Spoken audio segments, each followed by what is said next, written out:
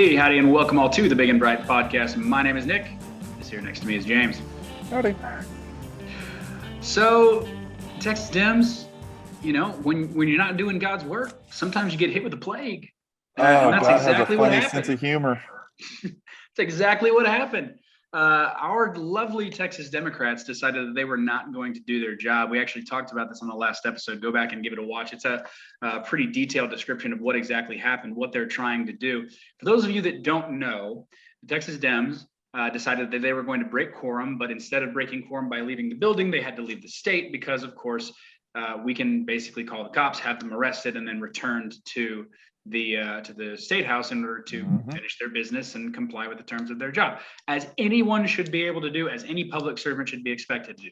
They fled the state. They got on chartered jets. They were sipping Miller Lite. They were singing, old civil rights hymns. They were comparing themselves to the marchers at Selma, and they ended up in Washington, D.C. for the purposes of lobbying Congress to pass H.R. 1 so that then when they get back, they don't have to vote on the voting rights bill. Because, of course, Texas is currently pushing a major voting rights bill or a major voting policy bill, which will allow things like 24-hour voting. It'll disallow things like curbside voting, stuff that we were able to implement because of coronavirus in 2020. Those are now going to be a matter of state policy not to do. So they left, they fled, they took their ball, they went home, they acted like children, and they left on these private jets to go to DC so that, A, they could lobby Congress, and B, they could, sort of go through all the pomp and circumstance of comparing themselves to civil rights leaders because, of course, our democracy is being threatened. As it happens, they all got on the flight, on the charter flight, and tweeted a picture of themselves on the charter flight, and they were not wearing masks. Nope. Now, at the time, a lot of us on the other side of the aisle, right? A lot of us Texans were saying, "Wow, you guys aren't wearing masks. Looks like a little bit of hypocrisy." And their case was, "Well, it's a charter flight. You're not allowed."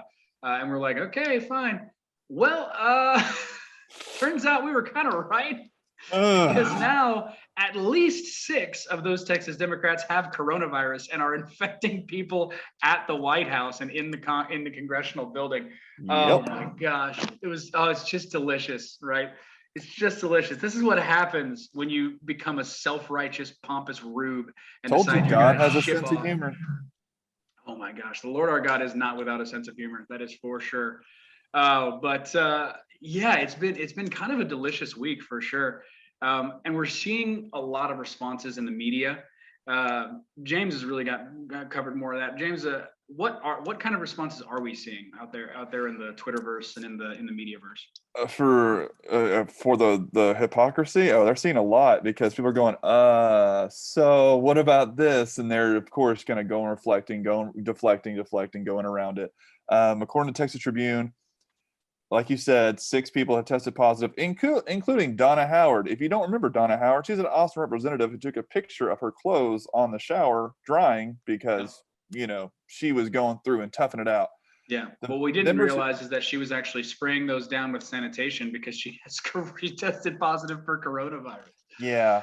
The caucus of the Democrats, though, they mentioned Celia Israel, Trey Martinez Fisher. She's San Antonio, right? Yes, these are San Antonio. The first one was Austin. They have been fully vaccinated and come down with Rona. But now that it's up to 6, the caucus said it plans not to identify lawmakers who test positive. Okay, so you're trying to kill the population as you claim. But now that it's showing that you're kind of not being as safe as you should have, well, now we're not going to stop. We're going to stop reporting. Because and again, I'm going to do another, shoe on the other foot situation. What if this was a series of Republican lawmakers that were coming to lobby Congress against Democratic policy? And didn't they do that? The whole time every Republican had a rally, they'd said it was a super spreader. Yeah, it's a super spreader. Donald Trump got it and it made national news for a month, it seemed like. Herman Cain died of coronavirus, and that was insane. Like the media malfeasance on that, this idea of, well, Herman Cain wouldn't have died if he was a Democrat or something like that. They couldn't wait to capitalize on him. All over it, right? And now these Texas Democrats all have coronavirus. And if you're not plugged in, really, if you're not really plugged into news media, or if you're not from the state of Texas and still really plugged into news media, I mean, you're not hearing about it. You're not hearing about this at all. Because they don't want you to hear about it. Yeah, one of the things that's important about this is it demonstrates the effectiveness of the vaccines, I think, because a lot of these Democrats are vaccinated, right? In fact, all of them are. Yeah, I'm fairly certain they're all vaccinated. They're Democrats, still a couple of course of them they got tested it. positive. Here's the thing: people are saying, people, especially in the Democrat Party and the media, but I repeat myself, they're saying, well, see, this demonstrates that you can still get coronavirus even if you're vaccinated. And they're using this to push further mask mandates, which we'll talk about in just a second. But I think more importantly, what this demonstrates is that most of these people, while they're testing positive coronavirus, are either asymptomatic or very mild symptoms, because they've been vaccinated. And when you're vaccinated and you contract the disease, even a variant of the disease, your body is more equipped to handle it. So even people that are getting this Delta variant or the I mean the India variant, yeah, they named it Delta so they could be racist. Yeah, I mean, you got the Delta variant, you got the Sigma Pi Epsilon variant, you've got the Kappa Chi variant, you got whatever, all right? Kappa Sigma variant. Yeah, whatever sorority variant, that would be Delta, Delta, Delta, right? Whatever sorority variant you've contracted, your body still has the T cell immunity to be able to handle it with this vaccine. So I actually think this shows a pretty competent, not competent, right, but a pretty effective vaccine if you're regimented, because a lot of these people are older. A lot of these people that have contracted it are kind of vulnerable in a lot of ways, but they're still, nobody's died from it. We haven't heard any deaths come out of Washington D.C. or anything like that, because I really feel like this is an effective process. So, I mean, when it comes to vaccines, it was just sold though. It was sold as like, well, if you get it, you're super duper safe. Don't worry about Rona ever again. And it's like, well, even people who agree with that were like, well, I mean, come on, even the flu vaccine doesn't really prevent everything.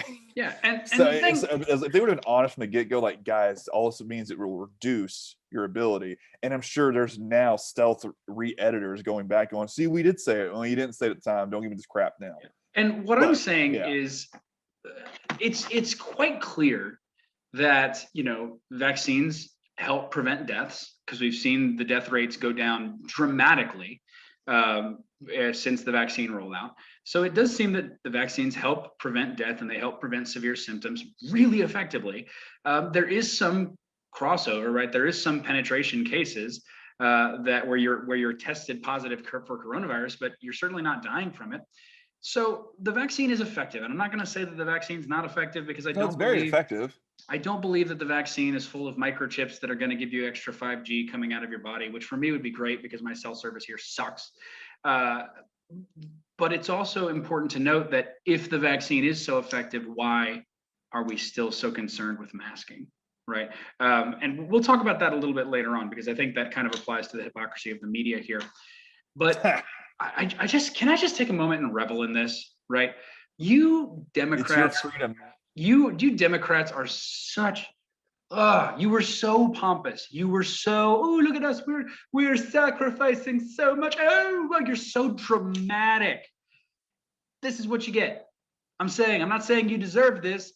Also not saying you don't deserve it, but the reality is I saw this and it made me so happy. And I don't know, am I a bad person for being as happy as I am that this happened? Maybe a little bit. But we're seeing a lot, and we're. But if the shoe was on the other foot, Nick, I mean, come on. So if the shoe was on the other foot, I'm not saying I'm better than you. I just like my side better, and my side isn't the one. If the shoe was on the other foot, I wouldn't be upset or sad, right? I mean, that's the thing, is like, if the shoe was on the other foot, I wouldn't be concerned, because I know that these people are vaccinated and I know that they're going to be fine.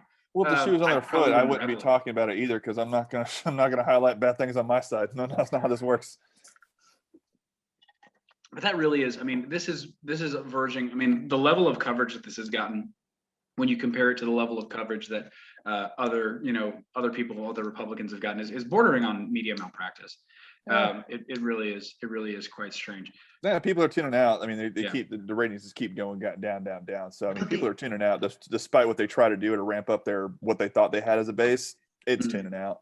But the other thing, and this is another thing that makes me extremely happy, is that not only is this a situation where the Democrats have COVID, which of course I want them to get better. I don't want anyone to die. I don't want anyone to suffer, right? But because they have COVID, first of all, this is a little strange. They're not being quarantined, which, what? You're tested positive for COVID and you're not being quarantined? Rules changed. No. That's not okay, right? I'm not exactly what you would call down with that, right? But they're but not you're being also not down with the sickness. But they are. Yeah, there you go. Someone was saying that I think I saw a meme somewhere where they were actually playing down with the sickness when they were posting all of the Democrats that had been listed. But the thing is, that was just their mantra also, they played in the plane as they're leaving. They are also infecting people that are in DC, and because of that, their ability to have an audience with, I don't know, maybe the president, who is older, is more vulnerable to coronavirus, has been delayed. Their ability to meet with Congress has been delayed. So all of this stuff, this lobbying that they went up there to do, that they went up there to pitch, it's not happening anymore, which makes me so happy. Oh man! Yeah, no. So, according to NPR, the Texas Democrats are dealing with what they call obstacles. But another obstacle is a growing number of lawmakers who tested positive for Rona. Also, don't want to mention how many there are in that article. Shocker, shocker. But they're having to do stuff on Zoom, so they're self-quarantining. You're right, not being fully quarantined, but self-quarantining, most of them. Mm-hmm. But according to the Statesman, they can't. This is State Representative Richard Pena Raymond of Laredo vented about the holdup meeting with Biden because Biden will not meet with them at all. Because Biden is 1,000 years old and he's that's a good excuse. He said that vaccinated, but if he gets it, it could be damaging. He said that he's trying to be tactful, but I don't know how else to say it, man. He's just pissed off at this point, and that Biden does not give them the respect. Well, maybe it's Rona. Maybe that's the reason. Or, like I said last week, maybe they don't give a crap about you. They don't. Maybe Twitter cares, but the rest of the world doesn't give a crap about you. Texas Democrats, understand something. You've had your moment in the sun. You got your 15 minutes of fame where you got the and now the wax in your wings is starting to melt and you're going straight to the sea. And the Miller Lite, and you're starting to realize that not only that you've A, pissed off your constituents in Texas, and B, all of those people that you thought were going to be coming to your aid have more important things to think about. And a lot of them don't want to get involved with this because they see the writing on the wall. They see that this is going to fade and they don't want to be attached to it when it does. So your cavalry is not coming over the next hill. They are not going to be there vouching for you. And really, but I'll tell you, you got Kamala Harris on your side. She's 0 votes. She can't even get her own boss to meet with you. Kamala Harris isn't even really on your side. Kamala Harris, apart from that one interview that she did where she discussed it, hasn't really said anything about you either. You're not as important as you think you are. You're not going to become a thing. You are state representatives. And I know you guys are trying to posture, especially because we see one of our famously brave Democrats is potentially going to be running against Beth Van Dyne Irving for her spot on the House of Representatives. State senator. As a state senator, right? She's. Oh yeah, it's for state. She went for state senator. Okay. Beckley's I was like, she's not a senator. Yeah, so she's going for state senator. So now one of them is going to Michelle Beckley, going to be running against her for her state Senate seat. Oh man. See, what makes me think though, she's running for state Senate, but how long has she been in the House? I don't think she's been there that long. This is her sophomore session. Okay, so it's second time. Okay, yep. So all of a sudden you're jumping ship. Why? Because you're realizing the writing's on the wall on your side too? And here's the other thing. Beckley is in a relatively, not super, but a relatively blue district, 65th. It is a very small district. And it's not entirely blue. It's blue purple, right? It's blue leaning purple, I would say. And also, when you expand to the other areas around Beckley's district, you get really red. So yeah, you're going to run against Beth Van Dyne and you think you're going to win? Sorry, you don't know what's coming for you, man. You are cruising for a bruising on that, especially if you keep this crap up. And here's the thing. Beckley might even come home, and there's a couple other people who are posturing for Senate seats and even House of Representative seats, federal House of Representative seats that are currently in Washington. They might even come home. We've seen a couple of these Democrats come home, not enough to bring back quorum, but we've seen a couple come home. It doesn't matter. Yeah, they're trying to negotiate between other things, but yeah, there's no quorum. Yeah, it doesn't matter. It doesn't matter if you come home individually. The people don't care. The people see this freak show. They see this pomp and circumstance going on up there.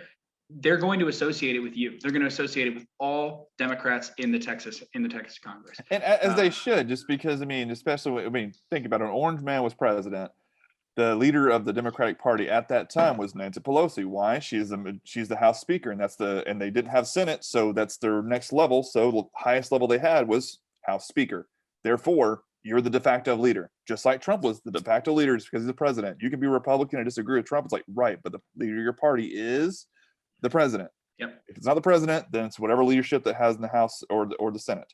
Yep. So these people have represented themselves as being the leader of the Democratic Party. Therefore, it is not that bad of a thing or unreasonable to think that, well, then the people underneath them support this. Because if you're not outright saying, yeah, I don't support that at all, I'm actually here, I'm making a huge flag saying I stayed in Texas or whatever, then good for you. But they aren't doing that. So you get to be lumped in with the rest of them. Yeah.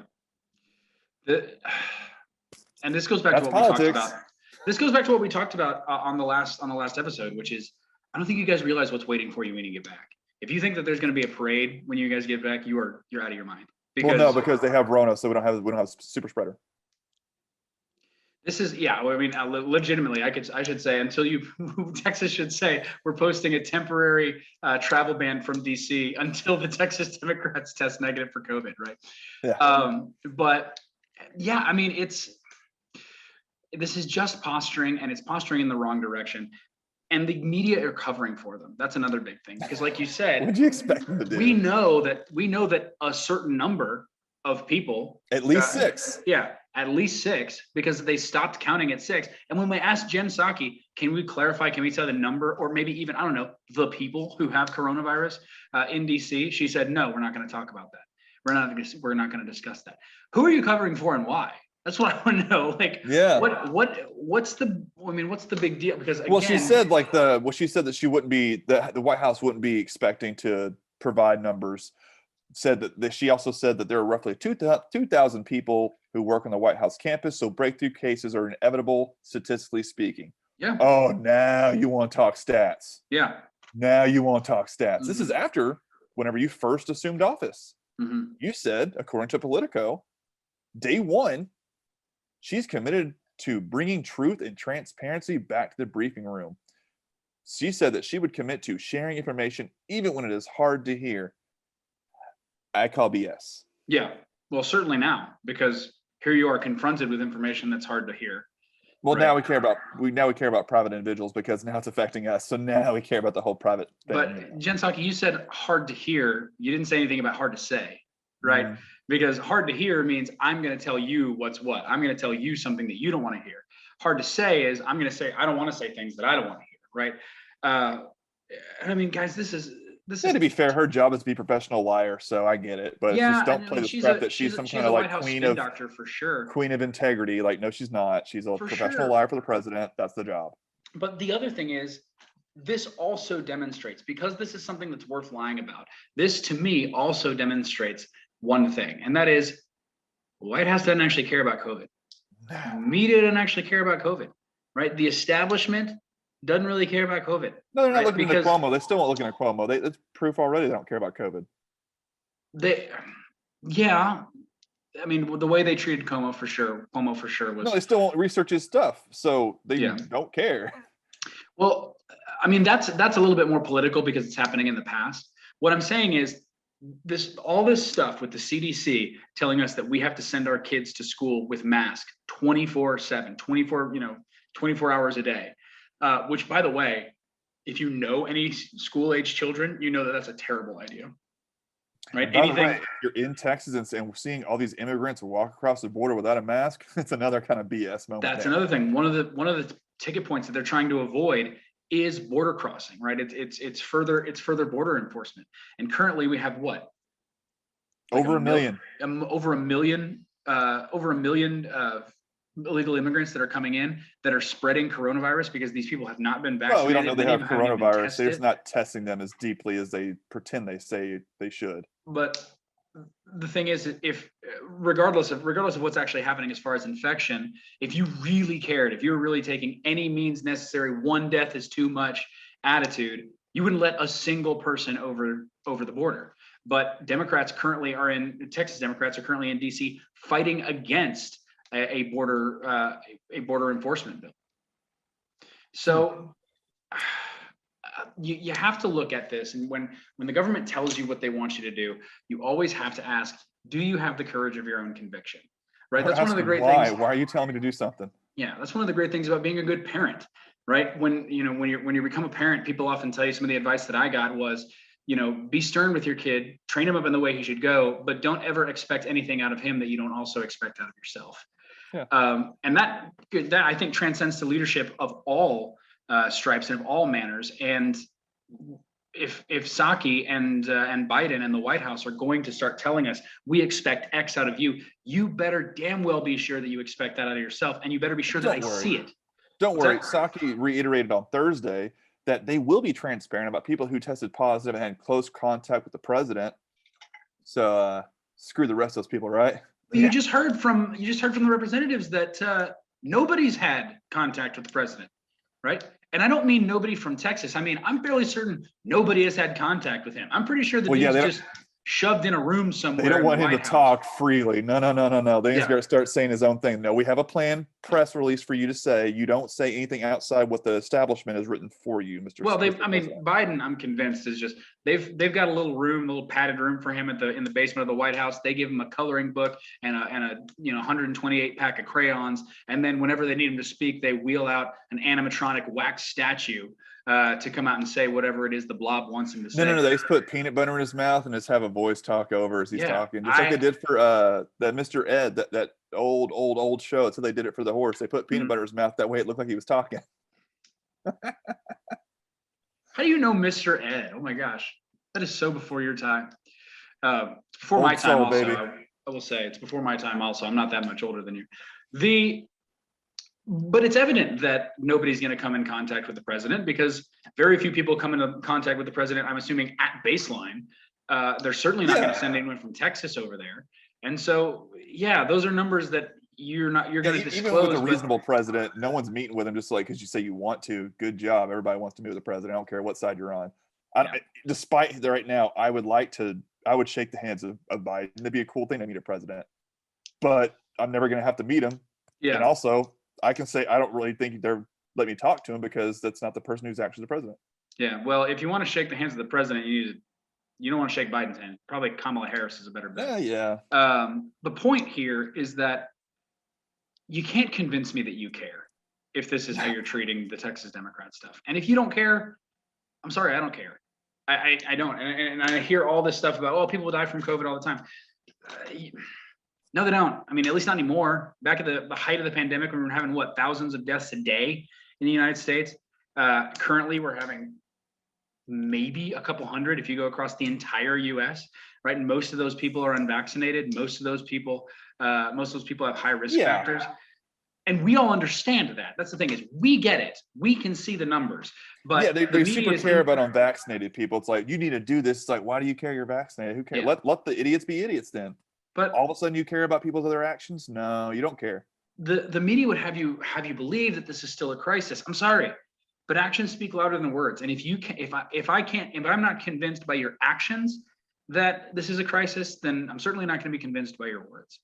All of this is to say, Texas Democrats, come back home. I mean, seriously, come back to Texas and do your freaking job, because all this will go away. You can't outrun your job. You can't outrun the Rona.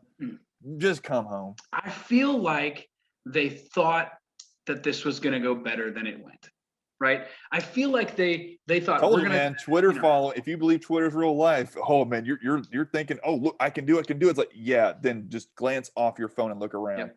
Oh, crap. I feel like this is they decided they were going to shoot for the moon. They ended up getting stuck, and now they're trying to scramble, but also keep doing what they're doing. No, just take your L and come home, man. It's gonna happen anyway. These things are gonna you pass. if you did just take your L. I Like, I would show so much respect. Like, all right, you for admitted sure, it, yeah. you're gone. For sure, just take the L and come home. I'll have a little, not a lot, but I'll have a little bit more respect for you. But again, I think that they're trying to. It's like when, you know, it's like when you have a stubborn kid that insists that they can, you know, I don't know, that they can climb a mountain or something, right? They say I can climb to this top of this like cliff. They get halfway up and they realize that they're not going to make it, and so they insist on just staying in the middle because, you know, damn it, they're going to make it. Their pride is too hurt. Guys, time to swallow the pill, man. Time to come back. We were telling you this at the beginning, but your moment in the sun is over, and it was over.